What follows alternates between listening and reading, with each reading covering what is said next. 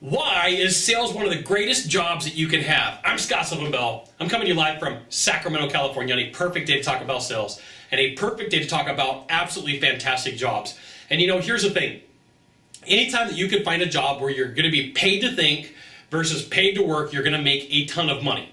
And there are other industries where people have one-off things like artists, musicians, physicians.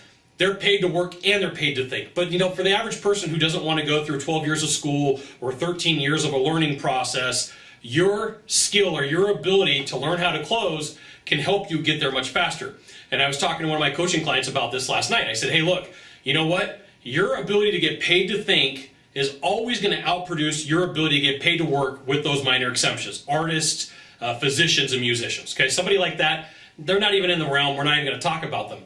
So this is why you should start sharpening your skills as a salesperson and get past sales basic mastery, master your sales presentation, avoid all the reasons why salespeople fail, and then figure out how you're going to have a superior sales presentation, how you're going to ask the tough questions, how you're going to close the deal, how you're going to show why you're different than somebody else, because you're getting paid to think at that point.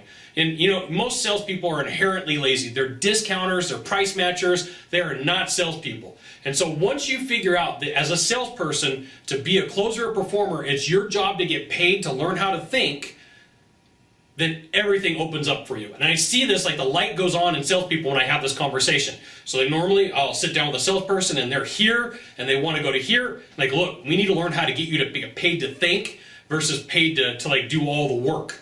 And so there is work that you have to do as a salesperson. I'm not saying that they're not, but most of your sales process is entirely mental. Most of your ability to close a deal doesn't have with your ability for how much that you can lift or how far that you can carry something. It's how are you at your mental game? How strong are you at your capabilities? And that's something that people who are fantastic at sales, if they really want to, they could go work on the yard, they can go work out and do that. But your ability to get paid to think will always outdo your ability to get paid to work, with some minor exceptions. Artists, musicians, physicians, or jobs like that. There might be a couple more in that bucket, but I'm just going to say for those three right now, you could be a fantastic artist, musician, or physician and get paid millions and millions of dollars. But if you're going to go out and you're going to do some manual labor, right, there's only so far that you can max out at that. But then again, once you get to the peak, now you're an artist. Okay? So take the time to learn how to become a great salesperson and understand that when you are good at sales and when you put in the time, energy, and effort, you are paid phenomenally to think versus paid to do the work.